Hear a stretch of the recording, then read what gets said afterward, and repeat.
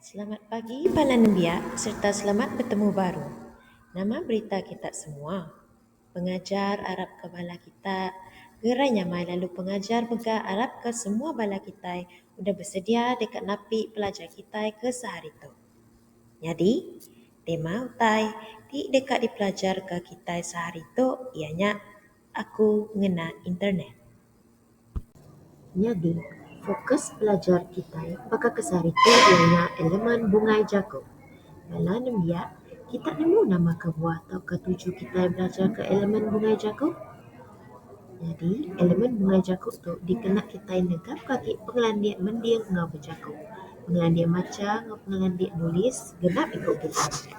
Topik di dekat dipelajar ke kita sehari tu ianya dindang internet. Standard isi 4.4 berarti ke leka main adat bahasa serta kaul ia ngap hidup sehari-hari. Lalu standard pelajar ia ianya mending ke ngau lenak serta berarti ke ngau silih nitiah ketimpuh ke diberi. Mending ke leka main ngau lenak lalu nyebut ngau terang nitiah ke baris.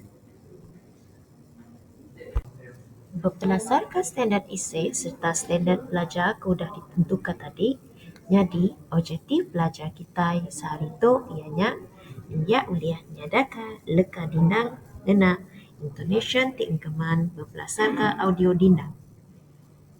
2. Nembuk kedua atau ketiga gentaran dindang. Bala nembiak semua sebelum kita terus ke pelajar, pengajar mai kita berarti ke gambar ti dekat dipandang ke aku bak muat tok legi. Pengajar minta kita semua berarti ke gambar tu. Bala nembiak bak gambarnya tadi nama kereban teknologi ti kalak dikenak kitab. Unit 10, lambar 82. Dinga lalu sadar ke dindang tu. Dindang internet.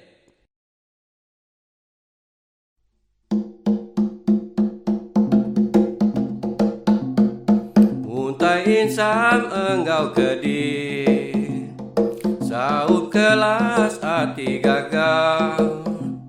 Kita rindu nerasa internet, berkirim email bertanya rita,